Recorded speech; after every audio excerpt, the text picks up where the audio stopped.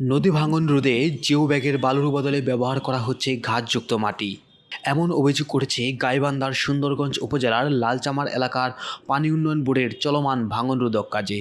নদী ভাঙন থেকে বসতভিটা ও গুরুত্বপূর্ণ স্থাপনা রক্ষায় জিও ব্যাগ ফেলার কাজ শুরু হলেও স্থানীয়দের অভিযোগ, এসব ব্যাগে নির্ধারিত বালুর পরিবর্তে দেওয়া হচ্ছে মাটি ও ঘাসযুক্ত মাটি। এতে জিও ব্যাগের কাজের মান ও স্বচ্ছতা নিয়েও প্রশ্ন উঠেছে। নদীর স্রোতের চাপে এসব ব্যাগ কতটা সহ্য করতে পারবে, আদৌ নদীর ভাঙন প্রতিরোধে কার্যকর হবে কিনা তা নিয়েও উদ্বেগ তৈরি হয়েছে।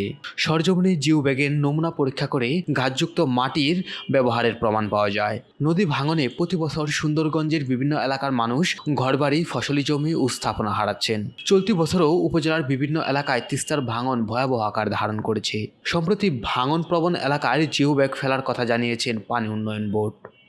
এমন পরিস্থিতিতে ভাঙন রোধের মতো গুরুত্বপূর্ণ কাজে নিম্নমানের উপকরণ ব্যবহারের অভিযোগ সত্য হলে তা শুধু সরকারি অর্থের অপচয় নয়, নদীপাড়ের মানুষের জীবন ও সম্পদকে আরও ঝুঁকির মধ্যে ঠেলে দিতে পারে।